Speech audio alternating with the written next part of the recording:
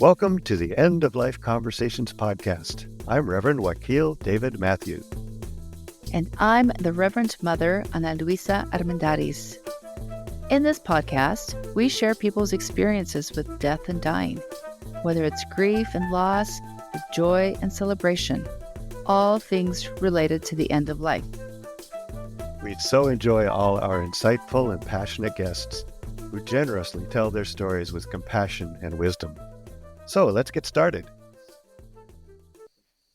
Today we are pleased to be able to talk with Jamie Sarche. Jamie's calling is to help people be less afraid of death. By arranging for them to provide their loved ones with a planned and funded funeral or memorial service, she helps them create a path for bereavement long before it's needed. And by facing their mortality, her clients can live better, more meaningful lives. Jamie is a seasoned speaker who brings deep experience in death care to a broad range of audiences around the country, sharing insights and approaches on how to have those difficult conversations and how to address sensitive issues. Extending well beyond death and dying, her message resonates across industries and individuals, bridging her passion to demystify death while enlightening communicators on overcoming challenging conversations. Welcome, Jamie. Hey, Thanks so much Jamie. for having me. It's such a pleasure to be with both of you. Well, so glad to have you here this morning or afternoon, I guess, for you all, close to it. And we always like to start with this question as when did you first become aware of death? You know, I think I've kind of always been pretty aware, maybe even as a small child, but I remember my first experience with someone I love dying was a woman who was basically a nanny to my brother and me. Her name was Lou, and she died when I was in fourth grade. And I can still really picture her funeral, and I don't have a lot of childhood memories, but that is one of them. I can picture her dress. I can picture her in an open casket. So I was very aware from a very, very young age. Sometimes I just feel like I came in with this connection. Yeah. I think that's true of Ana Luisa Most and of I us.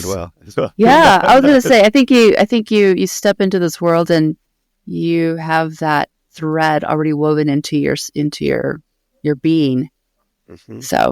So how has death impacted the story of your life and your worldviews? Deeply. Deeply. I've always been somebody who likes to talk about hard things.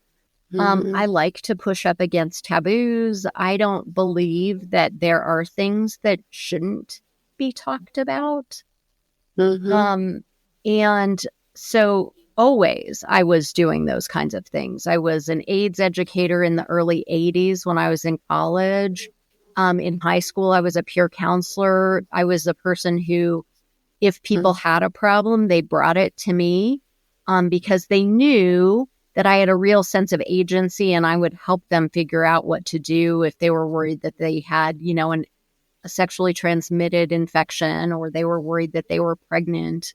I was the person that they turned to. And I think that they understood I wasn't going to have judgment for them. And I was really just going to help them figure out what they needed. And when I was 26, that showed up for me in a real big way. I had an incredibly close friend who I had known since ninth grade and whose husband I've been friends with since we were 4. Her name is Michelle. She got a glioblastoma, which is a terminal brain tumor. It is the one that killed John McCain. Ted Kennedy had it. I've known way too many people with this, quite honestly. Yeah. And it is a terrible, terrible disease that is not possible to survive. However, when Michelle got diagnosed and throughout her illness, everybody approached it the way most of us do. And they said to her, you're young and you're strong and you can beat them. And I didn't do that. I'm not sure exactly where the words came from, but I just, showed up in a way to say, I can be here with you in all of this, and I'm not going to tell you it's going to be okay. And you don't have to tell me it's going to be okay. So It's important. not going to be okay. Yeah. Yeah. And quite honestly, aside from her minister, I'm not sure she had those conversations with anybody else because Right. everybody was afraid to acknowledge the truth because they thought it would make her feel worse. And she didn't want to acknowledge the truth with them because she worried it would make them feel worse. And I'm just not a believer in that. I'm not sure we can make people feel worse. I just want to give them space to feel what they feel Yeah. Right. and to be able to say it out loud. Or actually just hold space for that possibility, right? The mystery of the unknown, rather than having this language about you're going to be okay, you're going to overcome this. It's like, I hope you overcome this. And if you don't, I love you. And, I'm with you all the way. Mhm. So there has to be, people tend to be like black or white about the possibilities. It's like, but we have a lot of options. Well, in this case, the possibilities were not good. Yeah. Right. What I wanted for her was for her to be able to share her feelings and her fears. Yeah. And that was really important. And it really worked well for me. I hope it worked well for her. But I know for me, the fact that we talked about all kinds of things, she had a child who was 10 months at the time of her diagnosis. I had a 2.5-year-old. And we talked about what it would feel like not to know she wasn't going to raise that kid. And actually that child, Max, got married last March and I got to be at that wedding. And it just was very, very powerful to be able to give her space to talk about all this. And for me to just be able to just allow her to share. You can't do that with everybody because she wanted to. A lot of people don't want to go there, and that when somebody is in it, you got to go where they want to go. But it worked really beautifully, and it allows me to live with her death with a lot more grace. She's been gone now, I think, 26 years. Yet she really sits on my left shoulder. I don't know why it's left, but that's where she is. And she really brings me into this work, I believe, because I didn't start doing this until I was 40, and she died when I was 28. And so I am very sure that she guided me to this work, and she's very, very present in my life because of this work. And I talk about her with so much regularity, and that is a beautiful thing for me. Yeah. Wow. Very, very beautiful story. Thank you for sharing that. It reminds, we talk about a lot of these things a lot here. And we had a conversation on a video that we did, Luis and I did, about the kinds of things that are appropriate and useful and helpful to be with people who are grieving and whatever their grief is. And on the other side, what's not. And often what's not, it seems like, is about paying more attention to your own needs instead of the needs of the people who are there. And that example you just gave is just really being present and really soliciting and opening to what that person truly needed from you at the time. And it's scary. Great story. It's scary because we don't have practice in this, and it is very hard. It's very uncomfortable. It's very, we're all sort of certain that there are some magic words that are going to make this all better. And the truth of the matter is, I can't make it, just like I said, I can't make it worse. I don't think I can really make it better. I certainly couldn't take away what she was living with. But that whole idea of what we do with that language, like the whole idea of like fighting our illness, which we do a lot. Our community talks about that a lot, of like, so-and-so fought valiantly and then ultimately succumbed to their disease. And that whole thing, I cannot stand that. I just think, first of all, why are we putting somebody at war with their own body and what's happening to them? And it really often, like in a scenario with Michelle, it set her up to fail. She can't win. She can't win. And she's just ultimately, her body's going to do what her body's going to do. And so, I just wish that we could allow people to have different language around that and Right. just be with them on that journey without saying what that journey exactly Because we is don't going know. to look like. Yeah. Right. Yeah. And I love what you just said. It just made me think that we treat death as an enemy, and Mhm. actually a death is failure. not, and that it's not an enemy, and it's not a No. failure. Mhm. It's a friend in a way. Mhm. It's that chance to rejoin the planet or Right. whatever. Yeah, it's Yeah, amazing and to think of it sometimes that it's way. really tragic. You know, Yeah. Michelle's death Oh at yeah. 28 years old, Mhm. that's tragic. But last Mhm. week, my aunt died at 86 after many years of dementia. That's not tragic. Oh, Mhm. that's right. Mhm. But it's not. Yeah. It's not a tragedy. Right. Exactly. Very well said. Thank you so much for that. That's really, really well put. Thank you. And that really leads well to kind of having you tell us more about your current role, your current work. So you could talk Yeah, about thank that a you. bit. Yeah, my pleasure. So what I do is help people to put their own funeral, memorial service plans in place. I help them figure out what method of disposition is right for them. And in Colorado, we have a lot of methods. You have them in Seattle as well, which is really cool. We're really on the forefront of this. Yeah. That there are many, many choices. One being traditional burial, which would mean, embalming and likely burying in a metal casket. Not a great choice from the earth's perspective, but maybe a reason to have it. Or green burial, which is burying without embalming and with a biodegradable container, maybe no container, although I have some real feelings about that. But it actually is beneficial for the earth, and Yeah. we're getting tucked into the earth. One of Oh, my like it. mentors, Thomas Lynch, talks about the importance of taking our person from where they are to where they need to be, and tucking them in really helps us in our bereavement too, to go along Beautiful. the path. Yeah.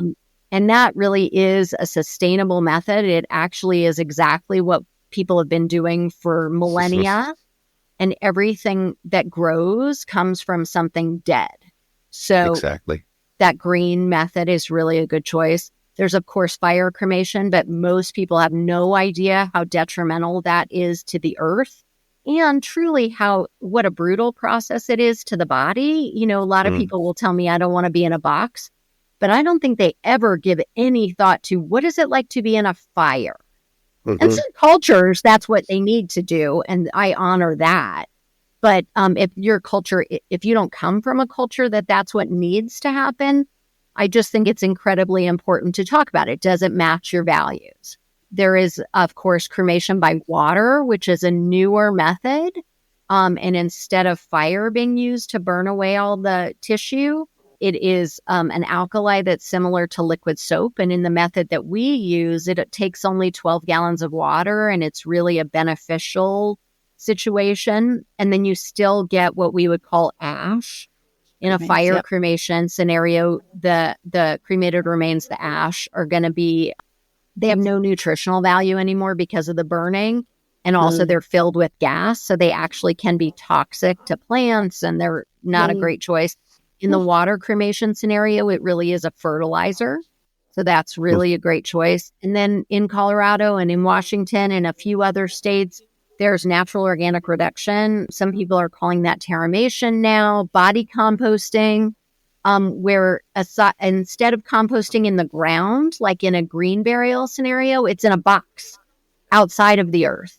And in a couple of months, everything has turned to soil. And that method is, again, a really beneficial one for the earth. And you could have as much of that soil as you want. There's nothing human about it at the end, but you could use that in your backyard garden if you want, or it can get donated for land restoration. So what I do is I sit with people and talk through all these methods, what's best for you. And then we talk about the importance of ritual around that. Many of us, because we have become much more secular, we've stepped away from religion. We also have stepped away from ritual. So And true. ritual has so much value just from itself. I always ask when I do a speaking engagement, I always ask the audience if they understand why or know why we wear a cap and gown at a graduation. Did the two of you know? No, I don't think Well, so. the cap is like you cross the threshold, right? You have to move a I little don't know, but thing. but do you know why everybody has always done that? I mean, we have some ritual around it for sure. Right. I don't know why we do it either, but we just do. And that's how we know where we are. And it helps us know how to feel. And it gives us a path to walk on. Like Ana Luisa, you said about crossing the threshold. Death is also crossing a threshold. Certainly for the dead person. And for the people who care about that person. And we need a path to walk on. And ritual is what gives us that path. So sweet. Yeah, what a perfect way of putting it. Yeah. So can you tell us a little more about the different ways that you do? I mean, does it includes both disposition, but you also said memorial service. Talk about where's the service going to be? Who's the officiant at that service? Should there be a newspaper notice? Do you want your family driven to the service? All kinds of stuff. Some people might share, and I want this song, and I want this poem, and I want this, that, and the other thing. That's great. I'm happy to put that in the file. I even have a client who is a surgeon, and I'm certain he really plans his whole life. And every couple of years, he gives me it's really a script for what's going to happen. And Joe's going to walk up the left side of the aisle, and he's going to do this. And as he's coming back the right side, Joanne is going to come up and she's going to say this. And that is what feels right to him. And every couple of years, he gives me a new thumb drive with different pictures. And that's an unusual scenario. Amazing. Most people don't plan that much, but that's what feels right to him. And so I meet people exactly where they are and give them what their needs are. And I do suggest to them that anything they want to make sure happens at whatever the service is, then I have it in my file because I'm going to know where it is. If you give it to your kid or your friend or whatever, they're going to put it in a very important place. And forget. They might not remember. I still do that. Oh, that's true. Oh, that's great. That's really, really funny. That's so Although if they have the knock box, you could put it in there. Yeah, there's that, right? Yeah. Great. Yeah, thank you. Yeah. I mean, that's where all the socks are, right? It's that same place. I know. Those get there on their own. I put the things in the important place, and then I don't know what that important place is. My mom has, I'm so grateful to her for this. My mom has what she refers to as her kaput file. We were talking about a little Yiddish earlier. Kaput file is a red folder in her hanging file drawer, and she can just drop things in there, and so I'll know where it is. Yeah. The one thing that's hilarious, though, she refuses to put the key for her safe deposit box in there. That's got to go in the kitchen. Okay. What? Yeah. As long as you know. As long as you know. Although I was just with my father last week, and we had this. He was in surgery, and when we ended up spending time talking about death and dying, and I said, Dad, I really want to get this knockbox because what he's been doing is puts everything in his briefcase, but every time he travels, he hides the briefcase somewhere else. So, because he's like, I'm afraid, like, when I'm out of the house, like, somebody will break in and it'll take my briefcase with everything in it. And so I was like, oh, dear. Dad, we have to, like, figure out a safe place for that little box of yours. Does he live locally? He lives in Fort Collins. Maybe he could bring it to your house on the way to the airport. That's what I recommended to him. I said, you know what? From now on, that he just transferred over to me, and we will just figure it out. Because you're the one who will need it if, God forbid, anything happens. Right. So it was just, but it was funny because we were going through it and we're talking about, for some reason, he just decided he was going to start literally telling me about all these things to do. And I'm like, Dad, first of all, I'm tired. I'm just lying here on the floor of, he's recovering. And I don't have my notebook. I don't, no, it's not the time. Hold the thought, Dad. Hold the thought. That's when the voice memos are a good idea. That's true. In that moment, I was just I had set up a little sleeping pad next to his bed, and I was just like, oh, I'm so tired. And but I love that my dad has actually spent a lot of my life always reminding me that that briefcase exists. Yeah. So, so he's been on it for a long time. Mm. So aside from kaput files and briefcases that are always on the go, what are other challenges that you find in this gift that you're offering people? I think that what's hard? The biggest challenge that I'm facing is just our society's inability to talk about death. Mm-hmm. When I first started doing this work, and this is already 15 and a half years ago, I thought, how am I going to talk to people about this stuff? Because if I do, they're going to think they're going to die. Right. And it really was, I'm not kidding, Yeah. 2 or 3 years before I thought, well, I do think they're going to die. And I'm right. They're going to die. It's not my doing that they're going to die. This is the natural state of life. Right. We're all terminal.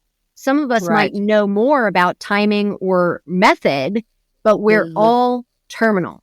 So I just started to embrace the fact that that's okay. I don't make anything happen. I don't know what's going to happen. I just know that it's going to happen. And so that is really the challenge that I face, is people being like, oh, no, I'm not going to talk about this. But it seems to be shifting a little bit. It really, for years, I've always asked people, what brings you to talk about this today? And for many years, people would say, well, I'm old, or God forbid, I got a diagnosis, or my sister died. But now what I'm hearing is, oh, we were talking about it in my book club. The guys I play poker with said, I need to be doing this. So now it really feels like my goal of helping people be less afraid of talking about death is actually coming to fruition, where it's starting to become more normalized to have these conversations, and to just recognize, just like we were talking about earlier, death is not a failure. You're right. It is the ultimate goal of our life. Right. Yeah. And if we could embrace that, we could have a much more beautiful death, and B, have a much more meaningful life. Yes. Because yes. Recognizing that it will someday end informs how we live. Exactly. Yeah. We had a guest on from Europe, actually, who was a scientist working on extending life, who had decided that was a really bad idea. And just basically for the reasons you're saying, is that part of what death gives us, the gift that death gives us, is the living, to remember to live each day. And he had a lot of other good reasons too. But that's interesting. I need to go back and listen to that one, because that's what I see a lot of people being like, well, I don't want to die. That sounds just horrifying. And, I hope it won't be painful. We can make sure. Well, we can't always make sure, but we can do our best to deal with pain. But the idea of it, it's not so terrible. No, it's not. Yeah, it's great. I love that. It's the acceptance of what is. Yeah. I'm great. My kids get a little irritated because I'm always like, I could just die. It's okay. I can just let me go, right? And they're like, you're always so death forward. And I'm like, well, why not? I am also death forward. I am very death forward. In fact, I mentioned that my aunt just died of dementia, and my grandmother also had some kind of dementia, and I do not want. Right. And what I don't, first of all, I don't want to get it. But I'm doing my best. I'm trying to learn Spanish. I'm working on it. I do puzzles. I'm doing my best. I eat healthy. I exercise. I do the things. But I don't know. And I don't want to live like that for a long time. Especially, I don't want my family to have to live with me that way.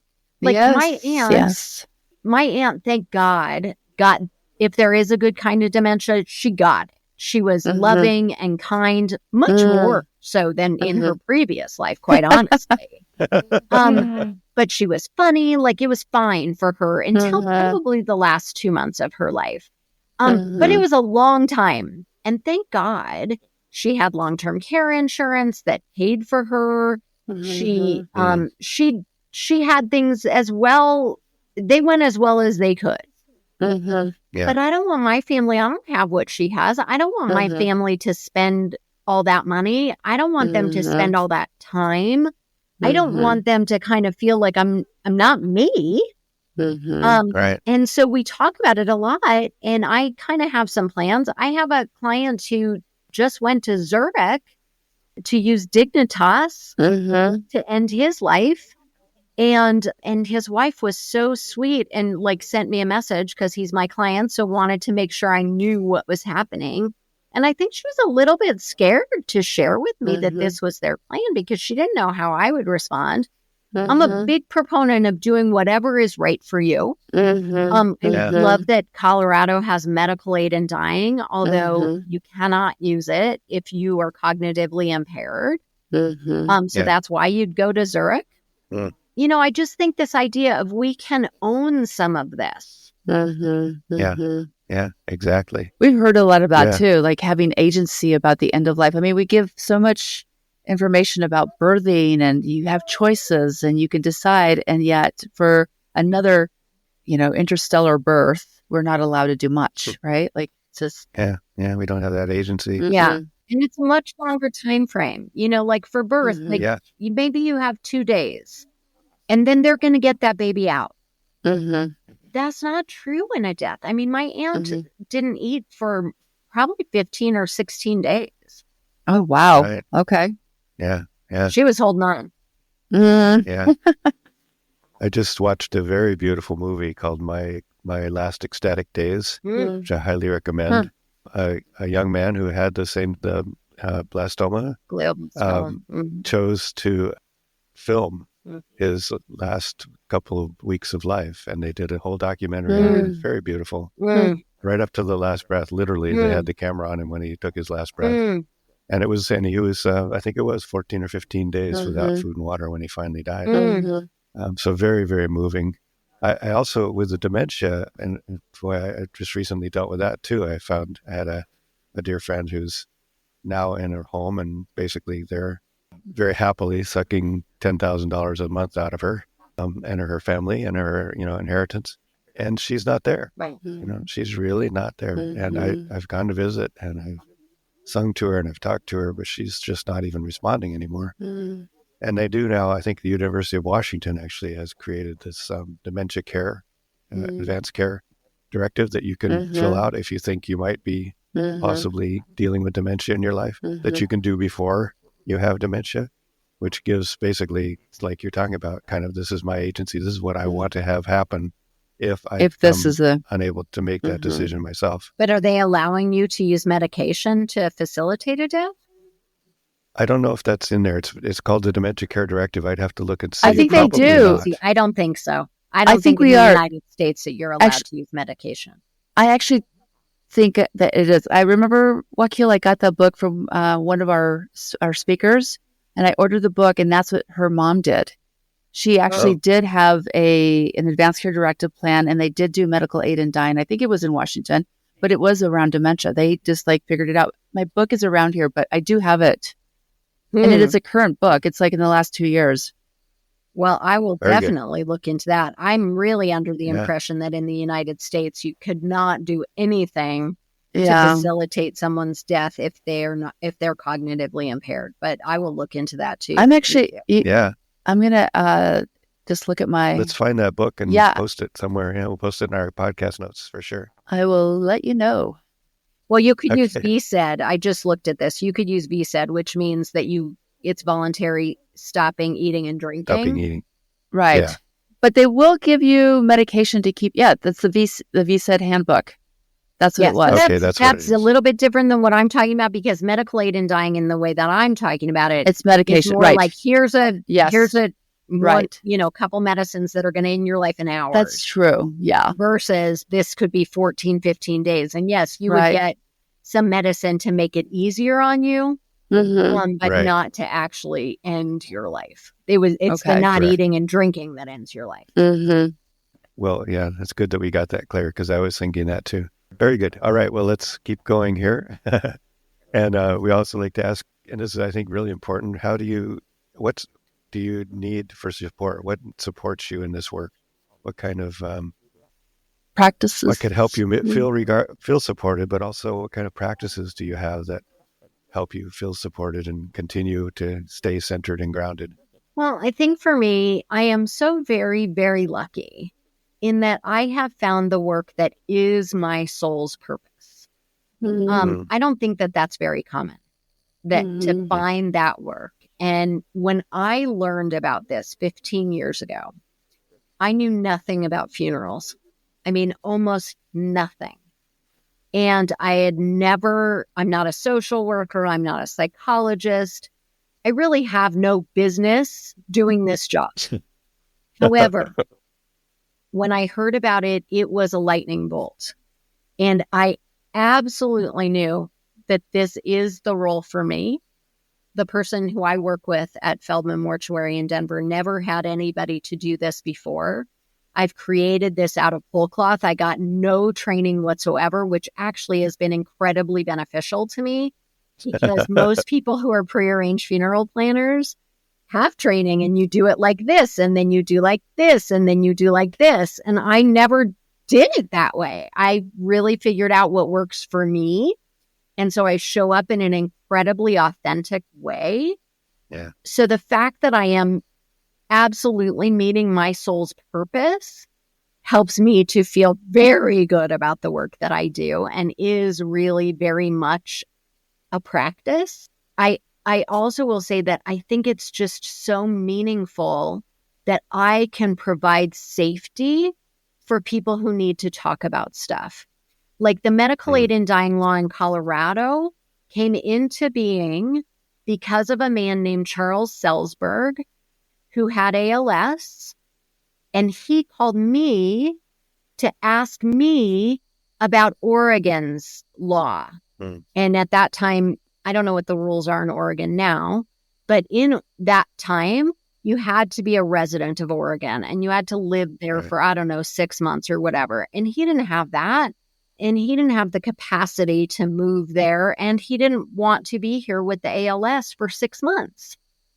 And so I was able to introduce him to a state senator, Lois Court, and she brought this legislation.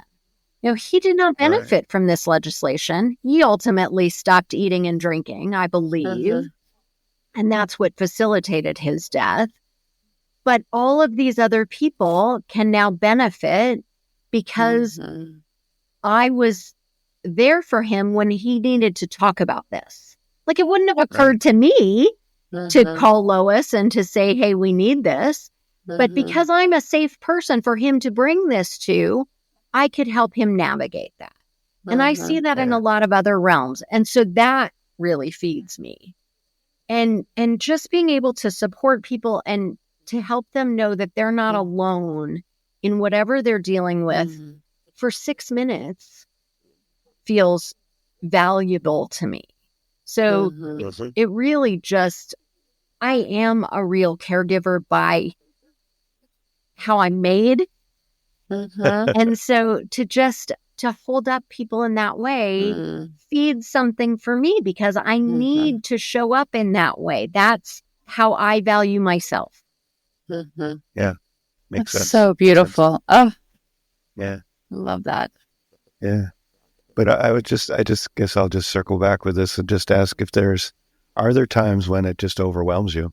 Yeah. Or when you run up against something that's just too hard? Yeah. There's people that you can't get past that barrier. And do you have anything that helps with that? You mean get past that barrier of they're not going to talk about this? Yeah. Or just that there's a really, really sad, as you said, there's tragedies that happen. Yeah. I mean, there have been many tragedies that I have been part of. And what I find, I don't want to say this like I'm an emergency responder. I'm not. Right. I'm not running into danger in any way. But I do find I am drawn to the emotionally challenging stuff. So one example, this is many, many years ago, there was a young man who I believe was 22 or 23, Andrew, who had been walking home from the light rail in the middle of the night, maybe 2:00 in the morning, and was shot. And he was found on, a corner, and we took care of his body. And I felt very compelled he was cremated, and I felt very compelled to bring his cremated remains and his death certificate and the other things that his family wanted to their home and go through it all with them and share what everything was and how to do things. And so I was in their home for a while. And as I was leaving, his mother, Cindy, hugged me really tight. And she just said, hold your kids. And then I went in my car and I just wept and wept and wept. And then I thought, well, I can't sit outside of their house in this. And not because I can't feel it. I feel very strongly that professionals in these realms need to feel it all the way through. But I did not want in any way for them to feel that they needed to come take care of you. And so I drove to the corner and allowed myself to keep crying and allow that out. And I did share it with her after. Like later, I know I talked to her again and shared that experience. And she was like, oh, you should come again. And I was like, no. No. But I think that that's really valuable. I think it's valuable to me. But what I also think is it is valuable to her that she knows I feel this with her. I don't feel sympathy for her. I feel empathy for her.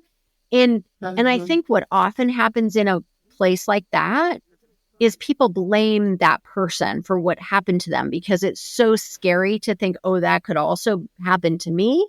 And so I'm sure that lots of people have said, in situations like this, well, my kid wouldn't be coming home at 2:00 in the morning, or my kid would take an Uber.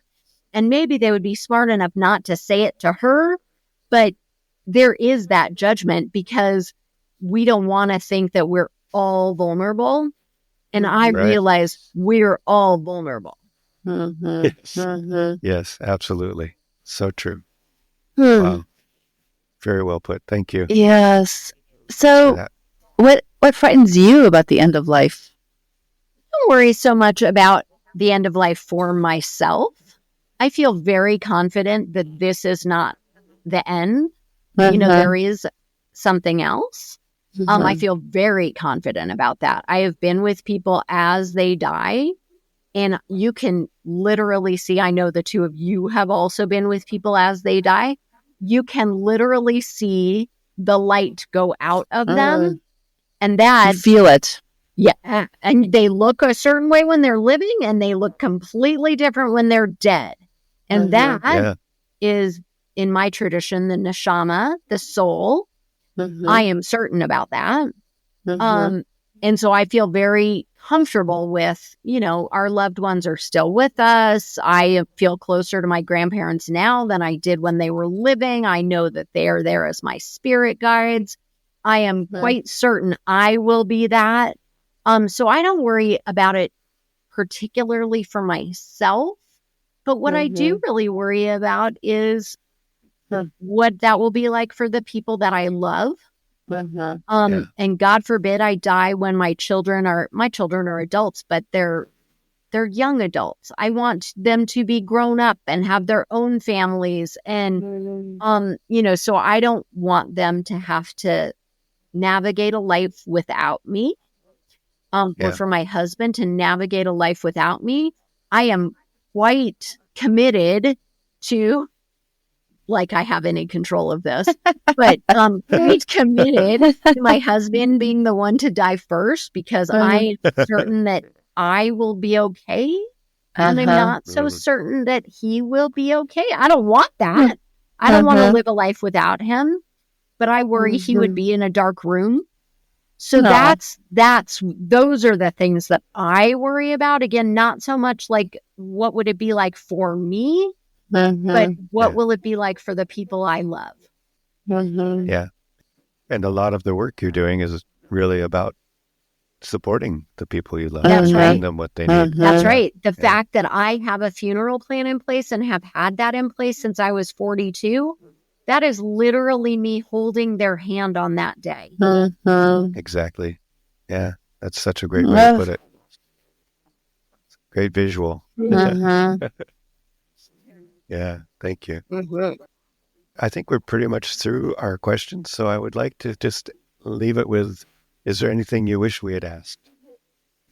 No, I really appreciate the fact that you're giving me the opportunity to talk about this stuff. Again, it's so incredibly important because aside from birth, this is the only experience that every one of us is going to have. And if we're lucky enough to love people, we're going to experience their death too. That's one of the things that I think about with grief. You know, we're a very grief denying society too. We're really toxically positive, and we want to save people from their grief. And we want to give them, 2 or 3 days and then get on with it. Let's just get on with it. And I don't think that exists. I want people to feel things all the way through. And I want them to recognize that grief is not linear and it's not a short term. It is a lifetime practice. Grief is really the mirror of love. And we're lucky if we grieve. Yeah. So true. So true. Yeah. Thank you. Yeah. Well, I appreciate that very much. And we appreciate you and all the work you're doing. And we will, in the podcast notes, we'll put links to your work and so people can get in touch. And yeah, thanks again so much for being with us today. Such a pleasure. Thanks for having me. Well, and as always, we like to end with a poem. And Jamie sent us a really beautiful poem. It's called When I Die. When I die, give what's left of me away to children and old men that wait to die. And if you need to cry, cry for your brother walking the street beside you. And when you need me, put your arms around anyone and give to them what you need to give to me. I want to leave you something better than words or sounds. Look for me in the people I've known or loved. And if you cannot give me away, at least let me live in your eyes and not on your mind. You can love me most by letting hands touch hands, by letting bodies touch bodies, and by letting go of children that need to be free. Love doesn't die, people do. So when all that's left of me is love, give me away.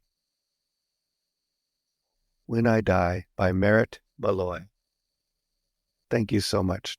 Thanks so much for joining us on the End of Life Conversations. We appreciate you and look forward to sharing our stories. We encourage you to subscribe to have access to premium episodes and extra resources. Links to our guests and their recommendations and a transcript of this episode will be in the podcast notes.